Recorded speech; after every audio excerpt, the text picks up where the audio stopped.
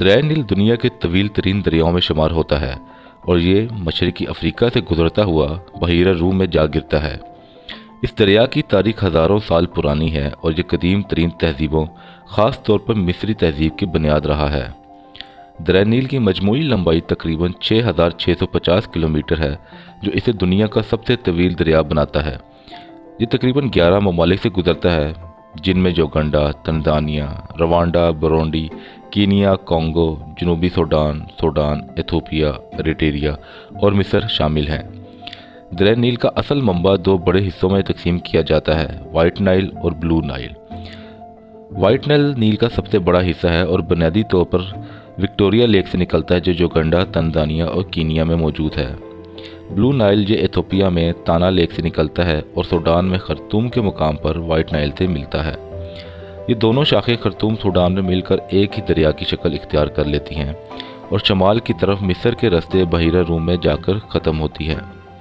قدیم دور میں دریائے نیل بہت سی عظیم تہذیبوں کی بنیاد تھا، جن میں سب سے نمایاں اینشنٹ ایجپشن سیویلائزیشن تھی۔ نیل کی زرخیز وادی نے زرعی ترقی کو ممکن بنایا، جس کے نتیجے میں لوگ کھیتی باڑی کرنے لگے اور شہروں کی بنیاد رکھی گئی۔ قاہرہ اور اسوان جیسے عظیم شہر دریائے نیل کے کنارے آباد ہوئے۔ مصر کے مشہور اہرام جیزا، کرنک کا مندر اور لکسر مندر دریائے نیل کے قریب واقع ہیں۔ نیل کے ذریعے تجارت آسان ہوئی اور قدیم مصریوں نے اسی دریا کے کنارے اپنے پہلے تحریری نظام کو ترقی دی۔ آج کے دور میں دریائے نیل کا کردار بہت اہم ہے، کیونکہ یہ تقریباً 30 کروڑ سے زائد لوگوں کی زندگیوں پر اثر انداز ہوتا ہے۔ دریائے نیل کے پانی پر مصر اور سوڈان کی معیشت کا بڑا انحصار ہے، کیونکہ یہاں کی زیادہ تر زمینیں صحرائی ہیں اور پانی کا واحد بڑا ذریعہ نیل ہے۔ اسوان ہائی ڈیم کی تعمیر کے بعد زراعت میں مزید بہتری آئی۔ نیل کا پانی کئی ممالک میں پینے کے پانی کا بنیادی ذریعہ ہے۔ اس کے علاوہ اسوان ڈیم اور ایتھوپیا کے گرینڈ ریناسنس ڈیم جیسے منصوبے ہائیڈرو الیکٹرک پاور پیدا کرنے میں مدد دیتے ہیں۔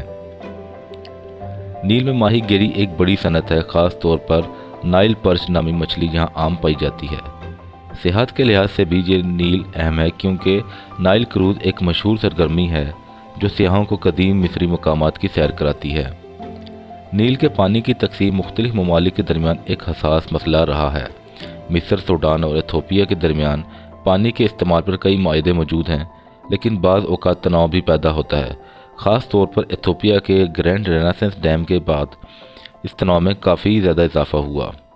دریائے نیل نہ صرف ماضی میں تہذیبوں کی بنیاد تھا، بلکہ آج بھی کئی ممالک کی معیشت، زراعت اور توانائی میں بنیادی کردار ادا کر رہا ہے۔